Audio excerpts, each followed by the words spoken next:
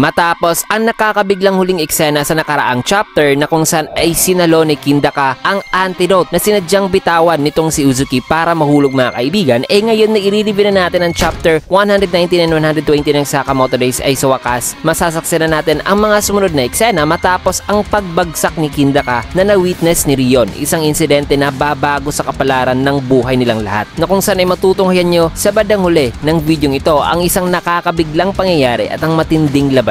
Kaya naman, this is Mr. Mekan at huwag na natin patagalin pa. Let's go!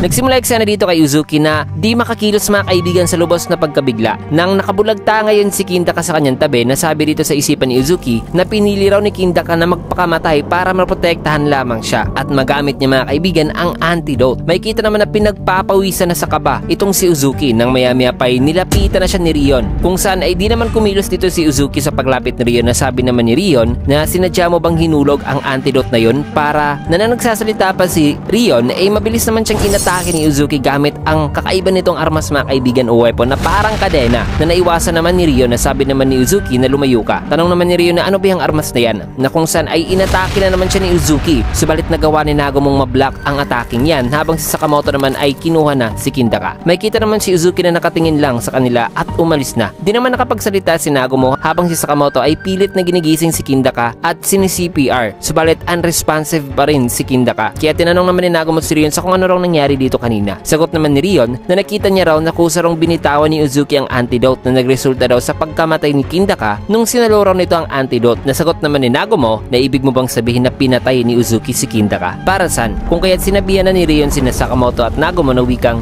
hindi natin alam kung kailan daw bibigay itong tunnel na ito. Kaya na may dapat daw nilang dalhin ng mag-ina at si Kindaka at umalis na rito. Tanong naman ni Sakamoto na paano naman ikaw? Sagot naman ni Rion na hahabulin daw niya si Uzuki kasi siya naman daw pinakamabilis sa kanilang tatlo. Na bago muna yan ay kung gusto niyo namang manood ng movies o TV series pati na sports at especially anime, ay available lang ang lahat ng yan sa YouCine, na kung saan ay makakapag binge watch talaga kayo rito. Kaya naman kung interesado kayo ay pindutin nyo lang ang link dyan o ang link 3 dyan sa pinned comment mga kaibigan. Maraming salamat. Ngayon balik na tayo sa video. Kaya binigyan naman ni Nagumo ng baril si Rion na sabing mas malakas pa pala si Uzuki kaysa sa inaakala nila, kaya wag daw ibaba nitong si Rion ang kanyang guard. Sagot naman ni Rion na oo. Sabay sabing, oh nga pala Sakamoto. Tanong naman ni Sakamoto na ano, in which ay dito naman binigay ni Rion ang sigarilyo at lighter niya dito kay Sakamoto na sabing pakihawak niyan. Huwag mo yang gamitin ha. Sagot naman ni Sakamoto na okay. Na matapos yan ay umalis na si Rion at ayon kay Sakamoto mga kaibigan na nagnanarrate na yun na raw ang huling time na nakausap niya si Rion. Matapos yan ay 3 days after ay bigla na lang daw nawala si Rion at Uzuki. Habang dito sa ospital ay may kita naman si Yotsumura na nagbabantay kay Kindaka na ospital pa mga kaibigan. Maya-maya pa ay dumating naman sila Sakamoto at Nagumo at may dala-dala namang bulaklak itong si Nagumo. Tinignan naman sila ni Yotsumura na sabing so kayo pala si Nagumo at Sakamoto. So since na di raw ngayon makakapagsalita si Kindaka ay siya na lang daw magsasabi sa kanila na salamat sa bodyguard mission na ginawa nila. Tanong naman ni Nagumo na di mo pa ba nahanap si Uzuki? Sagot naman ni Yotsumura na hindi.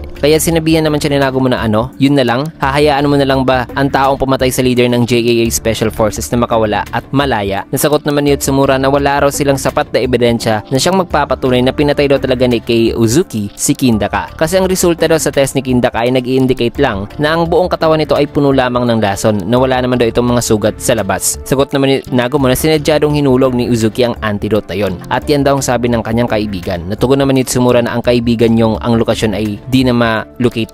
Paano nyo naman masasabi na mapagkakatiwalaan namin ng kaibigan nyo? Kaya painis namang sagot ni Nagumo na wikang sinasabi mo bang kasabwat dito si Akaw? Kaya na may bigla namang pinigilan ni Hyo ang suntok ni Sakamoto na ngay galit mga kaibigan dahil sa sinabi ni Yotsumura. Nasabi naman ni Hyo na huminahon ka, nasa ospital tayo. Nasabi naman ni Sakamoto na Hyo. Kaya sinabihan naman ni Nagumo si Hyo na wikang, oy Hyo, saan ka ba nang galing bro? Long time no see. Sagot naman ni Hyo na wag mo akong bobrohin. Senior mo ko. Kaya sinabihan naman ni Hyo si Yotsumura na seryoso bro ito dito sa dalawang to. And siya nagtaka naman itong dalawa mga kaibigan sa kung anong ibig sabihin dito ni Hyo. Nang maya-maya pa inihanda naman ni Yotsumura ang formal attire o suit para dito kina Sakamoto at Nagumo na sabing kung hahanapin niya si Uzuki ay mahanap niya rin ang kaibigan nyo. May kita naman na kinuha ni ni Sakamoto ang damit na dagdag pa ni Utsumura na sabing kung gusto nyong hanapin ang isang tao, kayo mismo ang maghanap niyan at kunin nyo pati rin ang ebidensya. Natanong naman ni Nagumo na gusto mo kaming sumali sa order. Ano bang yung rason na mapagkakatiwalaan mo kami? Di naman kagad sumagot si Utsumura at naalala niyan sinabi sa kanya ni Kindaka noon through phone call na sabing may nakita na akong talentado talaga ng mga bata. Sila ang magiging future leader sa mundo ng mga assassin. Kaya sabi naman ni Utsumura dito sa kanila na wala akong tiwala sa inyo pero kulang-kulang daw kasi ang bilang ng mga assassin dito sa mundo ng mga assassin. Nakukunin doon nila ang kahit ni sino na pwede nilang kunin. Di naman nagsalita si Nagumo na sa isipan naman ni Yo ay sabi niya na totoo ba talaga yun? Matapos yan ay mahigit isang taon nang lumipas simula nung nag-join sila sa order ay may kita rito si Sakamoto na ngayon tinatawagan dito sa kanyang cellphone. Natanong naman ni Sakamoto na ano bang problema Nagumo. Sagot naman ni Nagumo na alam na raw niya ang lokasyon ni Uzuki kasi ang kanyang kaibigan daw na nasa Intel Department ay nag-contact daw sa kanya at nag-send pa nga raw ng map sa whereabouts ni Uzuki. At sa ngayon ay si Sakamoto raw ang pinakamalapit sa lokasyon na yon.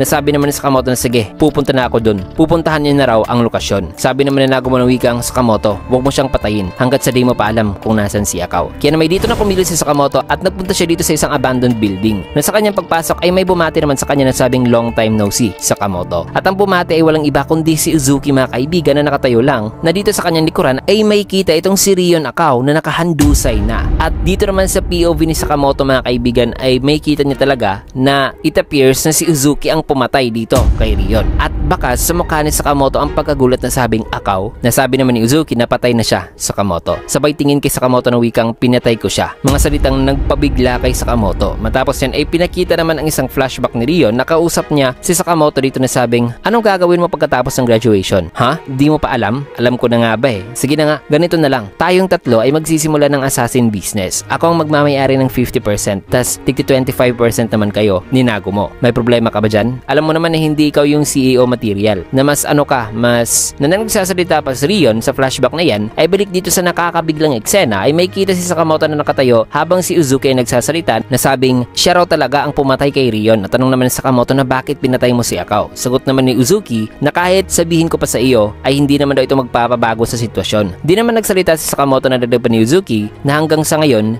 this entire time raw ay ginawa raw siyang alipin ng JAA. Nawala raw sa kanila ang makakaintindi talaga sa kanya na ang mga sakit, ang mga parusa, ang pagiging mapag-isa na para bang habang buhay ka raw nakalubog sa isang madilim na tubig. Pero ngayon ay malaya na raw siya. Yun lang daw ang kanyang gustong sabihin dito. So handa na ba raw si Sakamoto na magpatayan silang dalawa dito? Nasagot naman si Sakamoto na may kaibigan pa raw siyang pagluluksaan. Kaya itapusin na raw nila ito. Kung kaya't mabilis nang kumilos ang dalawa at may kita na nag-engage na nga sila sa close combat mga kaibigan. May kita naman dito ang seryosong mukha ni Sakamoto habang si Uzuki ay walang emosyon. Maya-maya pa nagawa naman ni Sakamoto mahawakan ang braso at damit ni Uzuki subalit lumayo si Uzuki gamit ang kanyang armas. Na habang nasa area ay nagawa pa nga niyang mapa-extend ang armas nito at nagawa niyang mahuli ang isang binti ni Sakamoto. Kung kaya't gamit ang armas ay nagawa niyang mahampas si Sakamoto sa isang poste na kung saan ay agaran namang tumayo si Sakamoto. Na sa kanyang pagtingin ay mabilis na palang papaatake itong si Uzuki na nagawa namang mablock ni Sakamoto gamit ang kutsilyo na nagpalihis naman sa atake. Kasabay niyan ay binaril naman Sakamoto si Uzuki pero gamit ang armas ay nagawa niyang mablock ang bala. Matapos yan ay nagtagumpay pa rin siya mga kaibigan na mahuli itong si Sakamoto sabay hinila na niya ito. Subalit tinubad naman ni Sakamoto ang kanyang suit para makawala siya. Sabay tinidan niya si Uzuki na ngayon may pagod na ng mga mata in which ay dito na mabilis na kumilos si Sakamoto na kung saan ay pinabayaan niya pala ang kanyang isang braso na matali sa armas ni Uzuki. Nang sa ganun ay siya naman ang magkakaroon ngayon ng kontrol sa armas nito na kung saan ay dito na nga siya nagtagumpay mga kaibigan na mahuli si Uzuki sabay hinila niya ang armas at nagawa niyang may ampas si Uzuki sa simento. May kita naman si Uzuki na agarang minintay ng kanyang balanse habang si Sakamoto ay inadjust na ang kanyang necktie. Na nang papaatake na si Uzuki ay dito na siya mabilisang inatake ni Sakamoto gamit ang kutsilyo. Isang direct hit talaga. May kita naman na nakatingin ngayon si Uzuki sa kanya nang maya-maya pa pinadyakan na ni Sakamoto si Uzuki at tinake down sabay tinutukan ito ng baril. Kasabay niyan ay may kita naman si Sakamoto na seryoso na talaga habang si Uzuki ay nagbitaw na ng kanyang huling salita kay Sakamoto na wikang kung ayos lang daw kay Sakamoto ay wag lang daw ang kanyang ulo kasi gusto niya raw makita ang kalangitan habang papanaw siya. Sagot naman ni Sakamoto na oo. Tugon naman ni Uzuki na pagod na raw siya. Sabi naman ni Sakamoto na oo. Sabay binarinig niya ito at ang tanging maririnig dito mga kaibigan ay ang tunog lamang ng baril. Nabalik sa present ay may kita naman si Uzuki na tinawag naman ni Kashima na sabing Master Slur. Sisipunin ka niyan. Bumalik na tayo sa loob. Na ano ba rong problema? Sagot naman ni Uzuki na naalala niya lang daw kasi ang nakakahiyang pangyayari noon. Nagtaka naman si Kashima sa kung ano ito. Nasabi naman ni Uzuki na dapat ay pag-iisipan daw talaga ng isang assassin ang kanilang mga huling salita kung papanaw na sila. Kasi di mo raw alam kung kailan ka papanaw. Sabay may kita dito ang memories ni Uzuki dito kay Rio Nakao na nakatalikod at naninigarilyo. So grabe, yun pala ang mga nangyari sa past ni Sakamoto mga kaibigan, na nagbago talaga ang kanilang buhay dahil talaga sa insidenteng nangyari sa tunnel, na kung saan ay nakita natin na nagtagumpay pala talaga si Sakamoto na matalo si Uzuki. Pero for some reason, buhay pa rin ito ngayon mga kaibigan. Kaya naman ngayon na bumalik na ang eksena dito sa present day, ay masasaksihan nyo na sa susunod ang pagpapatuloy sa plano ni Sakamoto na i-infiltrate ang kuta ni Uzuki, na kung saan ay isang matinding bakbakan talaga at emosyonal na pangyayari ang naghihintay. Kaya tutok lang kayo kasi dito muna natin tatapusin yung video sa last panel na ito. Kaya naman kung nagustuhan nyo yung video, kinagit a like, comment, follow, subscribe na rin for more videos like this. Maraming salamat and see you guys again on my next video.